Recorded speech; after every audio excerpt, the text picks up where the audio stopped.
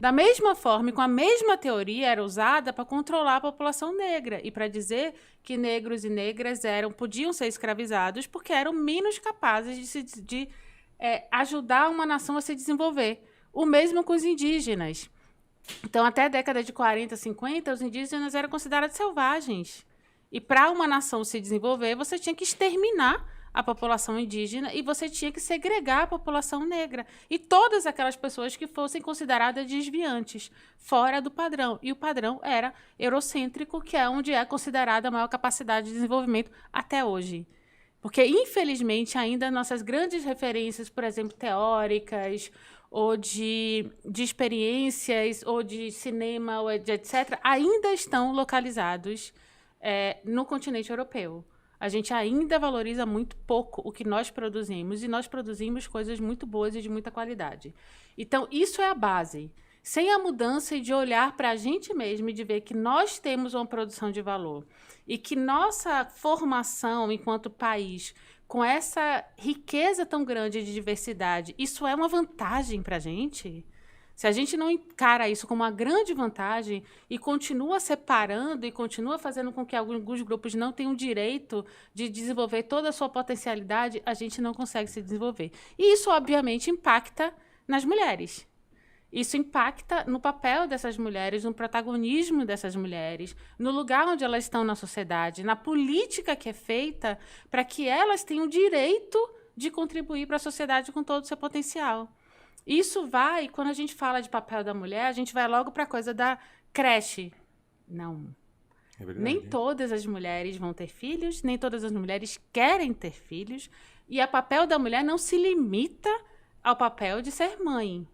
Então, quando a gente está falando de papel da mulher e de local da mulher, a gente está falando de muitas outras políticas. A gente está falando desde o começo do direito de ser quem é, do direito de se vestir da forma que tem da sua identidade, do direito de acessar a educação, do direito de acessar o trabalho, do direito de não ter limite no trabalho. Até hoje a gente tem universidades onde você tem a maior parte dos alunos são homens em determinadas áreas. Agora começa a mudar. E a gente tem setores de trabalho, por exemplo, que a maior parte é mulheres. E se você for olhar, esses setores são os menos pagos.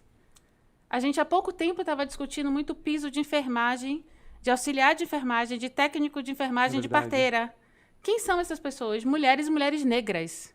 E a gente tem uma resistência imensa em regularizar e de ter um piso que seja um valor maior. E reconhecer, né? Claro, e que tenha um piso que seja um valor adequado, justo ao tipo de trabalho. Então, isso são questões que, às vezes, são subliminares, mas que fazem com que a nossa estrutura continue uma estrutura desigual. E continue uma estrutura que aqueles lugares que são delegados a determinados grupos sejam os menos valorizados. Então, claro, se eu recebo muito menos, eu vou ter menos condição de acessar uma cultura, de ir a um teatro, de ler um livro, de viajar, de conhecer outras coisas, de dar esse acesso para a família também. Opa, tivemos uma interferência. Mas ao vivo, tá tudo mesmo. certo. Então, vai ter muito menos possibilidade de fazer isso. E esse simpósio, uma das coisas muito interessantes é que esse simpósio, quando a gente olha, a gente vê a quantidade de mulheres que estão aqui na liderança. Porque quando a gente olha também nos últimos tempos e na história do Brasil, os nossos grandes movimentos, né, da sociedade civil foram movimentos liderados por mulheres. Sim. Sim. E por todas desde as mulheres. Fundação, né? Desde a sua... Por todas, estão à frente. Desde as estudantes, as mulheres negras, as mulheres trans, as mulheres lésbicas, elas estão à frente, estão brigando. E estão aqui. São elas que estão aqui. São elas que estão aqui discutindo e pleiteando o que é importante para a política nos próximos anos e para nossa organização. E quando eu falo política, é muito mais do que a política no sentido de agora, da presidência, né? Ou do governo, mas da política do nosso dia a dia. A gente faz política o tempo todo. Então, essa, para mim, é a grande importância. Você juntar mulheres de todos os lugares, de todos os formatos, e que querem trabalhar de forma conjunta e construir um pensamento que seja um pouco mais uníssono. Que seja um pouco mais de trabalho em conjunto, em rede. E pautando um futuro, né? Futuro de nação. Sem dúvida. É muito interessante essa perspectiva que você traz quando você contextualiza sobre o piso da enfermagem, por exemplo, que foi algo que a gente viveu, que a gente está vivendo, na verdade, né?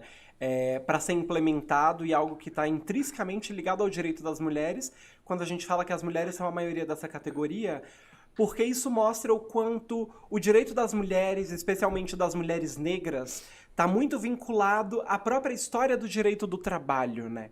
A história do direito à produção e consumo na nossa sociedade.